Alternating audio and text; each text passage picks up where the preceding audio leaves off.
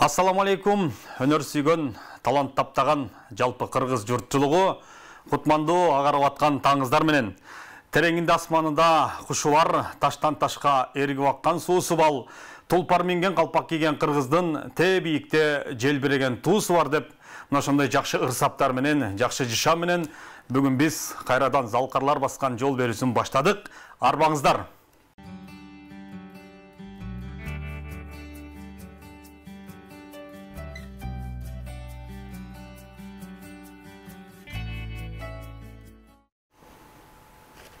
Жакшы күн, жакшы өмүргө себеп болот, жакшы сөз жан дүйнөгө керек болот. Жаныбызда жакшы адамдар болсо эгер, жакшынын жакшы сөзү белек болот демекчи. Урматтуу жалпы теле көрүүчүлөр, бүгүн мынакей жалпы мусулман элдеринде орозо башталып бар. Биздин мусулман элдери, мусулман калкыбыз орозонун биринчи күнүн баштап жаткан кези бардыңыздардын кармаган орозоңуздар кабыл болсун дейли. Ал эми бүгүн көнөрүбүз салтты улантып, көргөн жанды кубантып, биздин залкарлар баскан жол берүүбүзгө дагы бир биздин кадырлуу, сыйлуу коногубуз келип отурат. Бүгүн биздин куттуу студиябыздын коногу эстердин эл артисти, опера ырчысы, дегеле өмүрүн, чыгармачылыгын, өзүнүн жашоосун мына ошол маданият тармагына арнаган биздин эжекебиз, бүгүн биздин кадырлуу коногубуз Кайыргүл Сартбаева эжекебиз бүгүн бизде. Саламатсызбы? Саламатсыңар. Кош келиңиз. Рахмат. Таңертең мынакей ушундай алтындай убактыңызды бөлүп, биздин студияга келгениңизге сизге терең ыраазычылык билдиребиз. Рахмат. Ал эми урматтуу көрүүчүлөр, бүгүн биздин эжекебиздин өздүк майрамы, бүгүн биздин эжекебиз Кайыргүл Сартбаева эжекебиз өздүк майрамын белгилеп, бүгүн 87 жаш кутман курагын белгилеп турган кези, мына ошол туулган күндү биз ошол залкарлар баскан жол берүүсү менен баштайлы деп, атайын Кайыргүл эже, сизди чакырып жатабыз. Маанайыңыз жакшыбы, туулган күндү? Абдан жакшы. Маанай жакшыбы? Да. Кудай буйрса, бүгүн жакшы күн. Жаркырап күндүн чыгышы кыргыз эли үчүн жалпы эле жаратылыш жаңырып, жакшынакай маанайда, жакшынакай мен дагы жакшынакай сен телефон чалганда, бакытым телефон чалып атат. Айланайын. Эрте болуп атат дедим, бирок аракет кылып, Айгүл кызым эртерээк тургузду. Бүгүн эми сиздин багы туулган күн, мынакей кутман курак 87 жаш дейт экен, айтат экен. 87 жаздын гүлүн жыттап жыпарлуу, 87 кыштын уроо жактыңыз, 87 жайды, 87 күздү багынткан. Опол тоодо экен сиздин бактыңыз деп. Бүгүн жалпы кыргыз эли сизди мына ошол экрандан көрүп, 87 жашка чыкса дагы, Кайыргүл апабыз жап-жаш бойдон мына ушундай залкарлар жөнүндө бир өзүнүн жакшы баштан өткөн окуяларын айтып берейин деп келип отурат деп сизди көрүп жаткан болуш керек. Жакшы болот. Бүгүн ошол апабыздын туулган күнү. Келиңиз Кайыргүл эже, эми жалпы кыргыз эли менен саламдашалык, учурашалык. Жакшы болот. Эми чындыгында менин жашоомо рахмат. Алла Таалама рахмат. Кыргыз элиме рахмат. Кыргыз элимдин кол чаап, гүлдесте берип, ушунчалык рахматын айтып, жашоомду жакшыртып атканы. Өмүр бою менин жашоомдо, чыгармачылыгымда эл колдоду. Эл колдоп, элден айланайын, кыргыз элден айланайын. Айтып кетейин дедим эле. Мына эртең бүгүн орозонун күнү. Биринчи күнү. Кабыл болсун барлыгы. Жакшылыктардын баары жуксун кыргыз элине. Эми мен чыгармачылыгымда ушундай залкарлар менен биргиштедим. Артык Мырзабаев, Кыдырбек Чодуронов, Сайра Кийизбаева, Мариям Махмутова, укмуш өткөн заманда кыргыз элинин маданиятына эмгек кылган үзүрлүү эмгектеринин негизи мына ошол убакта жаш кезим айланайын. Ойлап отырсам, бақытлы адам екенмін мен. Бақытлы елім менен, жерім менен, театрым менен. Ошондағы іштеген инсандар, Минжилкыев, Хусейн Мухтаров, емал біздің жашыбыздағы адамдарда кейінки. Бүйсара Бейшіналиева ежелеріміз қандай соны билеп, қандай сонын тасмаларда ізі қалды. Қырғызстанға сіңірген емгектерін ізі қалды барлығының. Эми bir epizodda егер мүмкін болса айтып берейін. Сөзсіз айтып керек та бүгін. Бірінші жолу Айчүрекке шықтым. Бысымылда деп Сарыжеке келіп чұрқап жүреді. Ошол айтты да, Қайыргүл, бысымылда деп мен ұшы Айчүректен баштадым еле. Сен Айчүректен, мына ұшы жерде отырған ордың, ұшы мен отырғам, ұшы жерде өскөм, ұшы жерден жақшылықтардың барын көргөм. Дүйе шағалардың бары ұшы жерден келіп мені поздравить етішчі деп. Анан батасын беріп, бысымылда деп шыққы сахнаға. Айчүрекке бірінші жол шығып атасың деп өшентіп айтты да. Анан Айчүректің рөлін анда арық желмоғыстай кебетем. Студенткамында. Жаш қыз. 5-ші курста бүтіп дипломды алып, Москвадан жан келген ұшырым. Анан бірінші Ежеке айтқаннан кейін, сіз айтқандай болсын, сіз менің ұстатымсыз деп айтқан сөзінің барлығын тең оғып қабыл алшымында. Анан Айчүрекке шықтым бірінші, бысымылды деп шық деді. Манас атаның арбағы қолдосын, Қаныке апаның арбағы қолдосын, Айчүректің арбағы қолдосын. Бірінші шыққаныңда бысымылы деп бата қылып шық деді. Анан Ежекенің айтқандай, Сары Ежекенің айтқандай бата қылып шықтым. Батаменен шықтыңыз. Батаменен елге көреді деген, кеп бар емес пе деп Ежеке алтындай, ұшындай жаштарға ұшындай көсөмін көрсетші да. Сабағын көрсетші, сабақ берші. Анан сахнаға шығып, ошонда ойлы бысымлы деп шығып, абдан ел аябағандай көп, портал тимеле толтыра, балкон толтыра, оперный театр. Анан қызығып, Айчүрек Сартбаевасы қандай рыдар екен. Көрөлі. Көрөлі деп қызыққан елден айланса олот. Анан біріншілі шыққанда еле қол шағып еле бар тең. Шыншалық қуандым. А бірақ музыка кеткенде, ошо музыкаға беріліп, қол шапқанын анан атқарған емен бар кетіп қалды. Анан ролға кіріп кеттім да. Анан ошонда бір эпизод есімде. Мариям Махмутованың актерлық шебершілігі оқымыш болчу. Ар бір сөзгө маны берчі да, тақ айтшы өзі дағы, дикцияға. Егерде Қайыргүл сөздерді жақшы айтып, елдің жүрегіне жеткірбесең, елдер башқа ұқпайды сені. Ай, бір ырдап атады, ырдасын деп метеді. Бірақ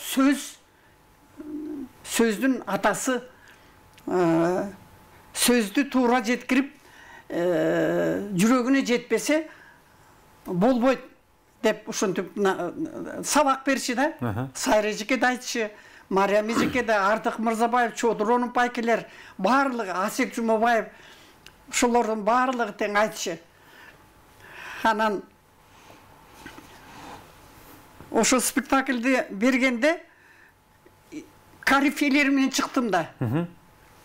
Бірінші сахнаға шыққанда. Анан есімде жоғыл бетпақ жанымдан маға теген жинсің бе, чорылырды чақырып, кестіремін башыңды, қыз келеді чоғылтып, жолдырамын чачыңды. деп туруп эле эжеке. Жогул бейт бак жанымдан мага тийген жинсиңби деп туруп, момундай шөкүрөсү менен, колу менен бир чапканда учуп кеттим. Анан оркестр ямага түшүп кала жаздадым да. Анан токтоп, андан кийин мен чоң монологум бар да. Анан келип айтып жакшы өттү, бирок элдер каткырып күлүп, ошо эжекенин актерлук чеберчилигине таң калып атышат. Балким кээ бирөөлөр биринчи жолу көрүп атканбы? Ушунчалык жакшы кабыл алышты.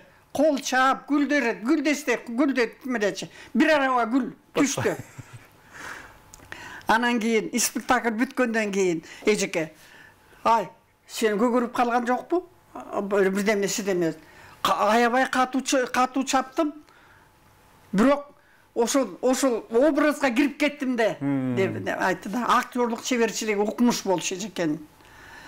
Башка спектакльдерде да ошондой. Көп жолу көрүп, карап отурчумун тим эле. Анан көгөрүп калыптыр да. Чапкан жерим. Жыгылган жерим. Анан порталды кармап калдым да, ямага түшкөн жокмун. Порталды кармап калдым. Себеби андан кийин менин чоң монологум бар да. Анан ошону эскерип, эжекенин ошондогу кыял жоругу сахнада кылган милдети, чыгармачылык милдети өтө зор. Ошондой залкарлар менен иштеп, ошолордон үлгү алдым да. Ар бир сөзгө маани берип, орусча болобу, итальянча болобу, французча болобу, бүт барлык тилдерде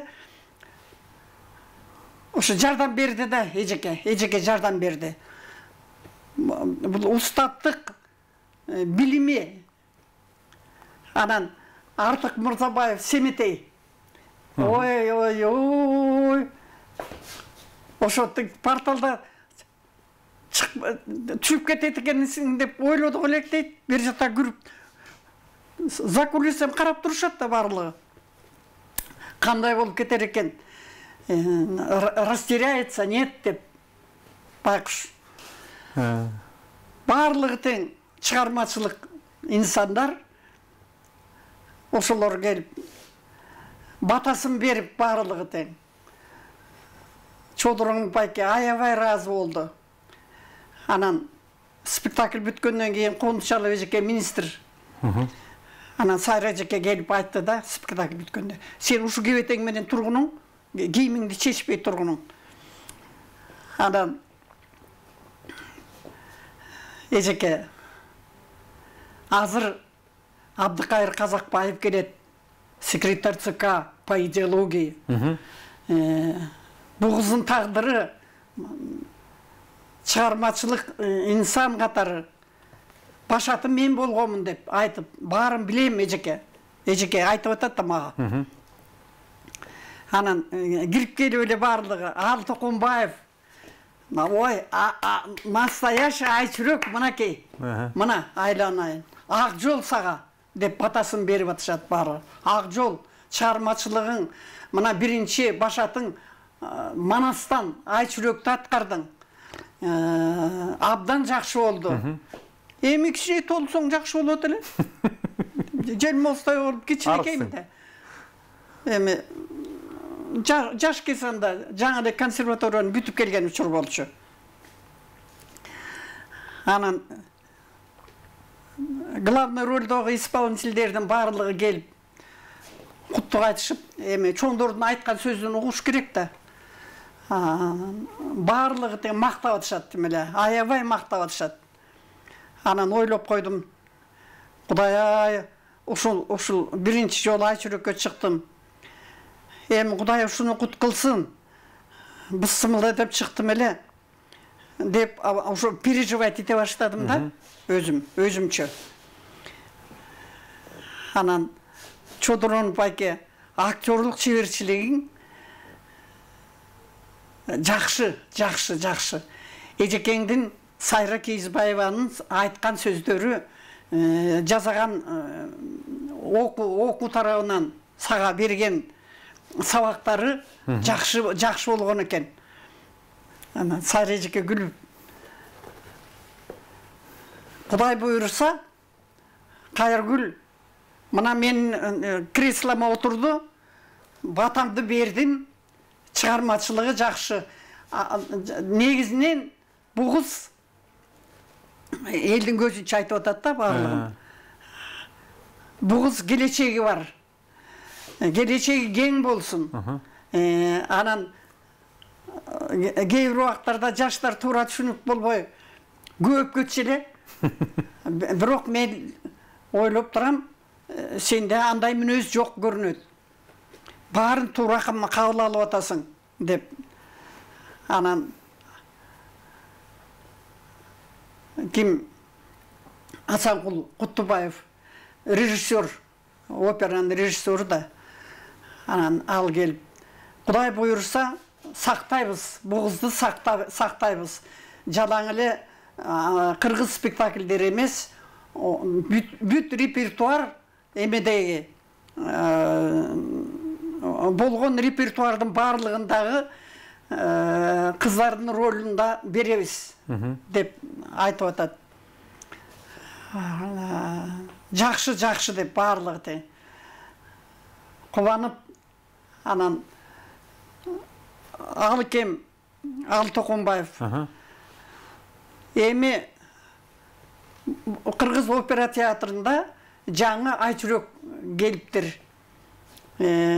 Бул кызды эми жакшы тарбиялап алгыла деп Ал Токонбаев сопутствующий сөздөрүн айтып, батасын берип, ошентип анан Сайрежеке, мындай окуя болгондо чындыгында мен Москвада дырдадым. Сталинди көрдүм. Алган тиги чоң наградаларды алдым. Калинин байкебиз тапшырды деп баарын айтып атат. Мен болсом ошого татыктуу болоюн. Келечекте ушул адамдардын айткан сөздөрүнө аракет кылайын ошого. Жага тургандай болуп, эгерде бизге жаксаң, элге жагасың деп эжеке ошентип айтчу да. Сайрежекенин сабактары берген насаат сөздөрү ушул убакка чейин мен жаштарыма, окуткан студенттериме берип келдим да. Ушул убакка чейин берип келдим. Анан ошолор кээде айтып калчу да. Эже, сиз кандай биринчи сахнага чыкканда кандай болдуңуз эле? Евгения Онегина Татьянанын ролунда, Дездемонанын ролунда кандай аткарган жоксузбу? Деп анан чыгармачылыкта аткаруу сөзсүз болот да. Калтырып, өзүң жоготуп койгонго чейин жетишсиң. Бирок музыка чыкканда Калы Молдобасанов дирижерубуз болду. Кайыргүл ар бир нота көңүлүңдө экен. Ушу абдан жакшы. Ролго берилип кетип, актерлук чеберчилигиңе берилип кетип, кээде ойлойсуң да, ар кандай артисттер, ар кандай аткаруучулар бар. Анан сөздүн эмесине берилип кетип, вступлениясынан оркестрди унутуп коюшкан. Анан мен такылдатып атып, оркестрди унутпагыла, оркестрди унутпагыла. Оркестр операда бул, операда. Убагында чыгып, убагында аткарып деп айтып, бирок мамилеси аябагандай. Акыркы күндөрүнө чейин бирге иштедим. Бир 25-30 жылда бирге иштедик да, чыгармачылыгында. Калай Молдобасанов. Эми бул өзгөчө таланттуу адамдар эле. Назыр Давлесов, Асанкан Жумакматов көп иштедим. Асанкан Жумакматов менен көп тиги КТРКда эмеде абдан жакшы композиторлар, кыргыз композиторлары. Анан Кайыргүлгө арнап чыгардык, Кайыргүлгө арнап жаздык деп ошолордун баардыгын тең. Андан кийин обончулар чыга башташты. Обончулардын ырларынын баардыгын тең алып чыктым да. Анан элге жагат да кыргыз. Эсимде Сайры эжеке айтчу.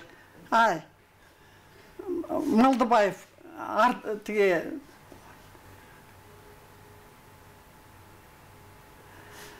Малдыбаев байке Абдылас. Кайыргүл, сен кыргыз ырларын жакшырда, романстарды, арияларды жакшырда, сөзгө мааны бергениң сөзсүз деп ошентип айтып бара эле. Анан айткан укчумун көрсө, ошолор мага жакшылык тилеген экен да. Жакшы болсо экен. Кебете кешпириң жакшы. Сүйлөгөн сөздөрүң жакшы. Ырларды аябагандай ийине жеткире айтып атасың деп. Анан жылкычы бозой ошол убакта мага арнап жазган Насыр Давлетович. Аргымак мени тойлаттың бозой деп. Бозой деген сөздү билесиң бе, эмне экен? Анан жап-жаш жигит ошону бозой дейт кыргызда. Деп анан Артык Мырзабаев көп жардам берди мага. Асик Жумабаев сөздөрдү туура сүйлөгөнгө, туура мамиле кылганга, кыргыз сөздөрүн, кыргыз ырларын дегенде Артык Мырзабаевка көрсөтчүмүн да. Байке, бүгүн ушуну тиги сахнага чыгып ырда деп атат. Кыздын ыры. Кубанычбек Маликов сөзүнө жазылганда, анан а киши келип, атай, мен ушул ырды сенин үнүңө карап жаздым. Сенин үнүң менен ушул жарык көрөт деп анан келип өзүгө келип, анан кырмызын деген сөздү түшүнбөйт экен. Кырмызын деген кызыл деген сөздөр го. Анан баягы жетинчиликте интернатта жүрдүм, колдорунда жүрдүм.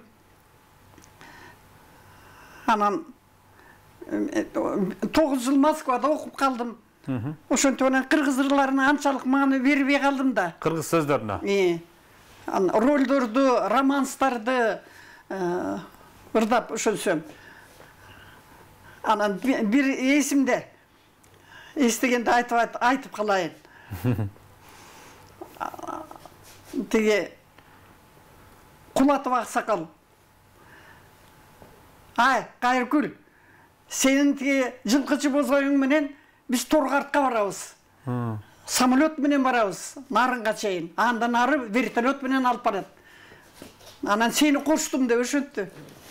Анан коркуп атам. Айылга биринчи жолу чыгышым да. Москвадан келгенден кийин эле операдан ач жүрөктү аткарып анан ошондо эсимде оркестр менен, малый состав оркестри менен алып барды. Торгартта. Аскерлерге анан ошол убакта Советтер учурунда малчылардын слету болчу. Барлык ошо тиги Нарын областынан келген жылкычылар, койчулар, сакмалчылар ошолордун барына барып, Сакмалда да бардым да. Ошолорда кар жаап атат. Кар жаап аткан учурда туруп ырдап атасыз. Оркестр ошо тиги Насыр Давлетов бар. Анан Сайры эжеке, Мария Махмутова, Бүбү Сайры эжеке кыргыз бийин бийлеп. Тиги эмен үстүндө.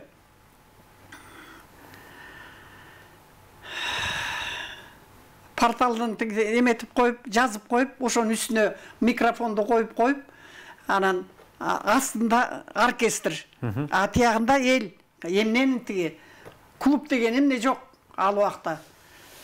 Талада эле концерттерди талада эле берчүбүз. Жайлоодо. Живой үн менен. Анан бир эсимде да, бир айланайын. Ал жөнөкөйлүгү да, адамкерчилиги, жөнөкөйлүгү, адамдык сапаты. Анан Кайыргүл, жылкычы Бозойду ырдайсыңбы деп ошентти. Ырдайм, конечно, ырдайм. Ырдап көргөм, 5-6 жыл ырдап бербедимби? Деп анан Насыр байке, бир айылдан болобуз, бир тууган болобуз. Давлесов менен. Анан апасын, атасын да көрүп калдым. Интернетке келилекте. 7-нчи учурда. Анан ошо тиги Торгарттагы болгон концертти айтып берейин деп атпаймынбы? Ковидтен кийин ошо анча-мынча эсимде калган эпизоддорду эстеп атам да. Анан бир жолу аябай чогулуп чоң концерт болот. Бүт слеттин ачылышы болот. Мен сүйлөйм. Менден кийин анан оркестр менен чыгасың. Сайры Эжеке, Мариям Махмутова, Асек Жумабаев, Асек байкенин арбагы разы болсун. Арбагы чоң адамдарда. Анан Миңжилкыев болот, чыгып ырдап, 6-нчы күнү кечинден ырдап, анан чыкты. Анан Сайры Эжеке чыкты, декольте мындай парчовый көйнөктөрү менен чыгып. Анан жакшынакай тосуп атышат барлыгы тең. Анан мен чыгып кичинекеймин да. Арык желмоостай кебетем. Анан түктө топ жасап беришти. Арефьев Анатолий Иванович, главный биздин художник өз болчу. Анан жакшы көрчү, аябай жакшы көрчү. Тырышчаксың. Ошон үчүн у тебя будет очень красиво. Все будет хорошо у тебя деп ушинтип айтар эле. Анан жакшынакай костюм тиктирип беришти. Анан кичинекей кыз кичинекеймин да. Анан тиги жылкычы Бозойду чыктым мен. Анан бир эмеде биринчи рядда, биринчи катарда да жерде отурушат. Анан кичинекей баласын чепкенге ороп астында отурат бир. Анан өзү көрпө төбөй кийген. Ушундай сонун аксакал. Анан ай балам, дирижерді айтып атат. Насыр Давлесович дирижер dedi. Ай балам, калдаңдабай баары турчу, арақ турчу. Мен аттетеге кичинекей кыз көрүнбөй атат мага деп ошентип атат. Ал тиги дирижерлук кылып атат да. Көрсөтүп. Анан ырдадым. Экинчи жолу дагы кайталап койчу кызым. Сөздөрү да жакшы экен. Жылкычы Бозой Байдыкемдин эмеси көрүп калдым да. Сенин үнүң менен жакшылык көрүп атат Жылкычы Бозой. Ойлогом, атайы ушул концертиме келди. Байдылда Сарногоев. Ошонун сөзүнө жазылган да Жылкычы Бозой. Анан кийин Сайры Эжеке чыкты. Ай, жанагы аксакал киши. Ай, балам, рахмат. Орусчаңды тияка шаарга барганда ырдап ал. Жанагы кичинекей кызды чыгарып койчу дагы. Азыр ындай болду. Бир эле болчу да. Кайыргүл эже, мынакей баштан өткөн жакшы окуяларды биз жалпы теле көрүүчүлөргө айтып жатабыз. азыр кичинекей чакан рекламалык жарнамага убакыт уруксат берели. Анан кайрадан биз сөзүбүздү уланталы. Кошулуп жаткан жалпы кыргызстандыктар бүгүн ким конокто десеңиздер, Эстер Нелерсти опера ырчызы биздин татынакка болгон апабыз бүгүн өздүк майрамын белгилеп 87 жаш торколу тоюн белгилеп турган биздин апабызды бүгүн биз атайын студияга чакырып, жаштык кезиндеги атайын өзүнүн башынан өткөргөн кызыктуу күндөрүн угуп жатабыз. Эми кайрадан Кайрулла апа, сөзүбүздү улантсак. Рахмат. Жаштык кез кандай сонуна ырларыңызды жаштык кезимде эскерип атан көрү. Адам жаш болсунда кыял деген бар, кыйын турбайбы? Кыялданып ошондогу азыр көрдүм да.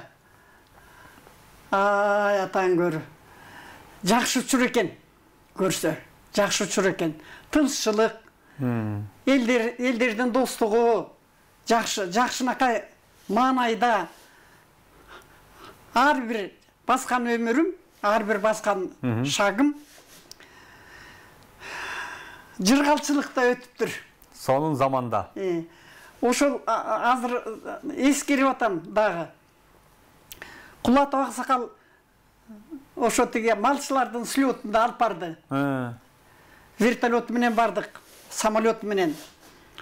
Анан жанагы тиги анда клуб деген жок. Элдин баары тең чогулуп ат менен жүрөт, араба менен жүрөт, эшек менен жүрөт. Баарлыгы тең келип угуп андай биринчи жолу да. Баарлыгы иштерин таштап коюп. Анан малчыларды подарка берип, иштеген иштерин кыйынчылык учурларда кышы жай менен жүргөн эмелердин тиги Кулатов аксакал аябай жакшы айтып, анан эми Кудай буйрса концертти көрөсүңөр деп метип калды да. Анан ошондо жанагы тиги оркестр астында да биз үстүндө турабыз тиги. Артында. Грузовой машиненин порталында жазып коюп ана ошого чыгарып бизди. Микрофонду коюп ошентип илгери ошондой болчу да барлык жерде. Клуб деген жок.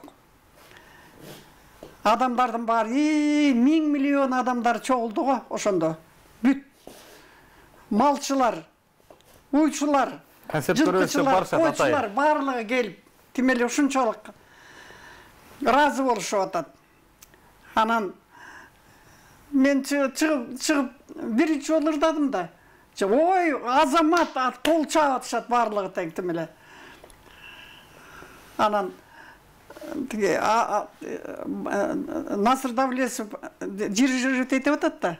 Оркестр, Малысас оркестри менен чыкканбыз. Анан ай, балам, айланайын, далдактабай тиги мындай турчу.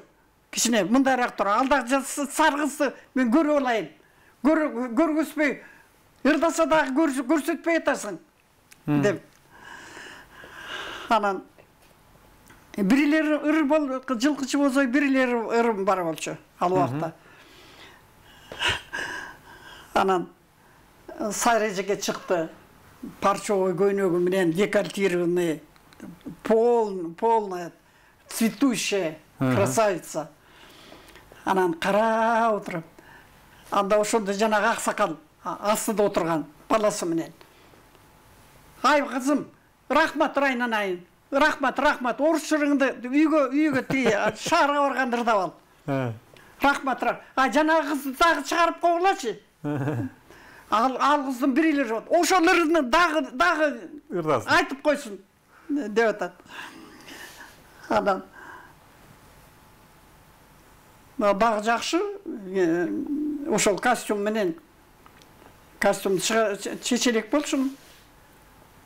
Ана Айгаркүл Артык Мырзабаев Кыргызстанды ырдап чыгып кетти. Анан кол чабып абдан жакшы кабыл алып атышат. Болот Мижылкыев 6-күнү кечиндейин ырдап оркестр менен. Жакшы кабыл алып атышат барлыгын тең. чыгармачылыкта ошода. Анан ошондо 5 жолу ырдаптырмын жылкычы бозойду. Анан кайта.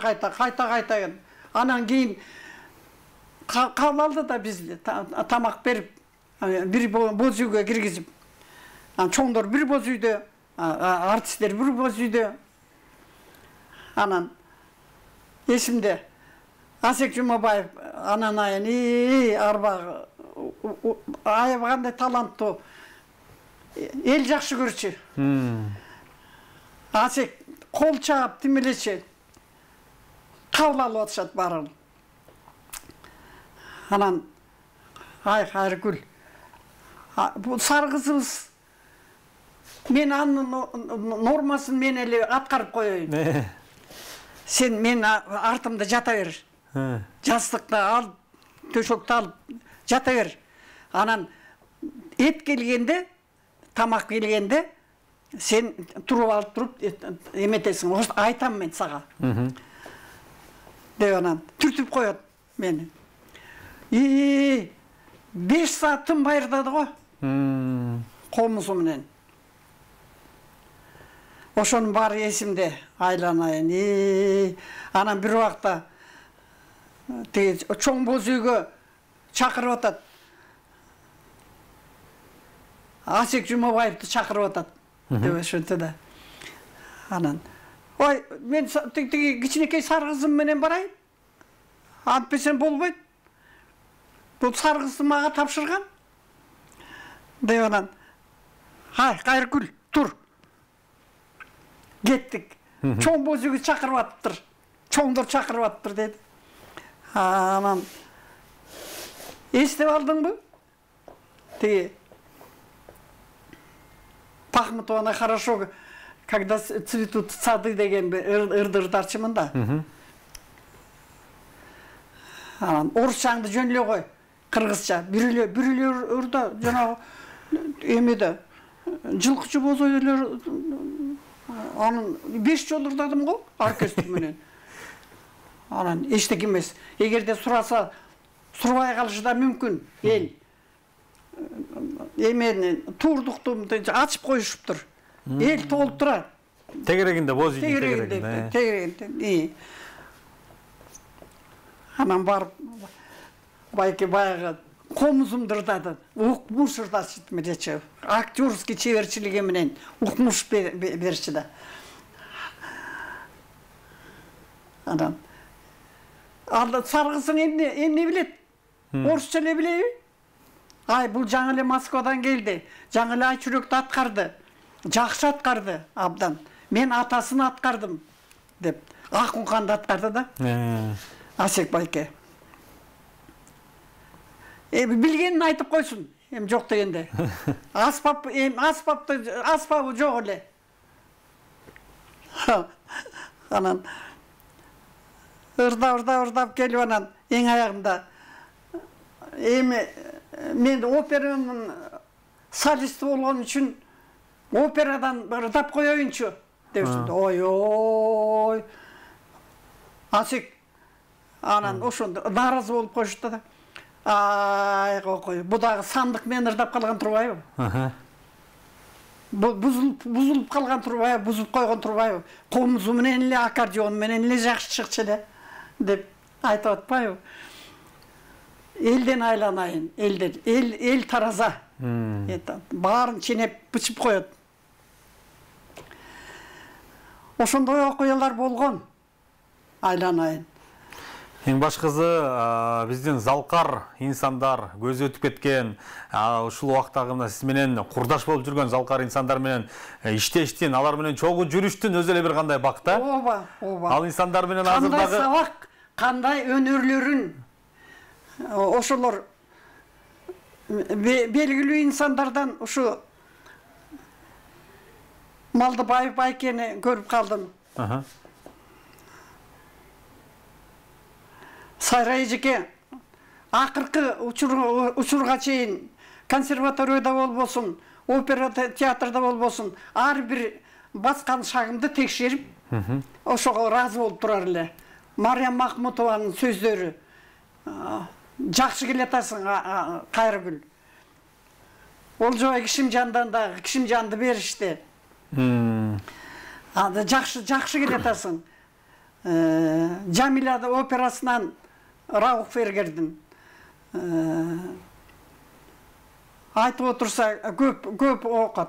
Менің бақтыма ұшыл шығармашылығымда чоң театр, чоң тәсір берді маған. Жақында эле болгон иште. Чо-чо-сан деген операсын беріп. Ошону менен международный конкурска, вокалисттердин конкурсуна катышып, Токиого барып келдим. Жақында эле. Анан Токиого 2 жолу барып келдим. Концерт менен 2-нчи жолу барганда. Өтүп кетти байкуш. Жамал Чойбековна Ташыбекова анда тышкы иштер министри болуп иштеп турчу. Ошол алып барды, жетекчи ошо болду да. Анан абдан жакшы өтүп атат Кайыргүл. Абдан жакшы. Ыраазы болуп атышат. Япон эли кыргызча ырдасаң дагы айтып атышат дейт. Анда народный артист деген наамды берип калган. Анан мен Жалгасынова Дарика экөөбүз. Анан бир жолу эсимде машина менен отурдук да, анан кийим кийип алып, шөкүлөнү кийип алып мен алдыгы үкү тебетай менен чыгып, анан баратсак эле шөкүлө батпайт да. Абдан узун. Анан Дарик айтты, ай, жакын эле биздин концерт бере турган жерибиз жакын экен. Жүрчү. Чыгып эле жөн эле көрөлү. Өзү эле басып баралы деди. Болуптур. Деп анан эшикке чыксак, япондордун баардыгы тең тим эле аркабыздан ээчип алышты. Костюму кыргыздын нукура костюму да. Жанагы эмедеги чыккан ошол кебетем менен. Уруксат беришкен ошону кийип барып. Концерттик костюм. Эми ошондогу Япон элинин берген ошо кыргыз костюмуна берген баасы өзгөчө да. Ошондо мен кыргыз экенимди ошондо түшүндүм да, башка элде. Суктанып карашат сизде. Кыргыздар десе билбейт экен кыргыздарды ал убакта. Анан